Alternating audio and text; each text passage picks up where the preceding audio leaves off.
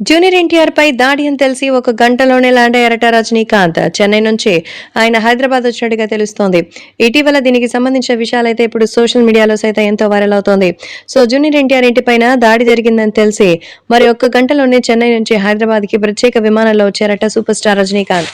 రజనీకాంత్ గారికి జూనియర్ ఎన్టీఆర్ కి మంచి అనుబంధం ఉంది. ఎందుకంటే జూనియర్ ఎన్టీఆర్ మరి నందమూరి కుటుంబానికి సంబంధించిన వారసుడు. అలాగే ఎన్టీఆర్ తో మరి రజనీకాంత్ గారికి అంటే సీనియర్ ఎన్టీఆర్ గారితో ఎంతో మంచి అనుబంధం ఉంది. అందుకే ఇటీవల శత జయంతి ఉత్సవాల్లో కూడా వచ్చి ఎన్టీఆర్ తో తనకున్నటువంటి అనుబంధాన్ని షేర్ చేసుకున్నారు. అలాగే వెళ్లిపోయారు. ప్రస్తుతం జూనియర్ ఎన్టీఆర్ కి మరి మనం కూడా కృతజ్ఞతలు చెప్పుకోవాలి.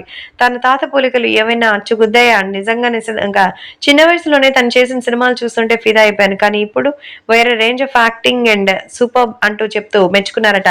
అంతేకాకుండా ఇప్పుడు రజనీకాంత్ పలు విషయాల్లో మన జూనియర్ ఎన్టీఆర్ ని మెచ్చుకోగా ఇప్పుడు తన ఇంటి మీద పొలిటికల్ గా దాడి జరుగుతుందని తెలిసి ఎంతగానో షాక్ అయ్యారు.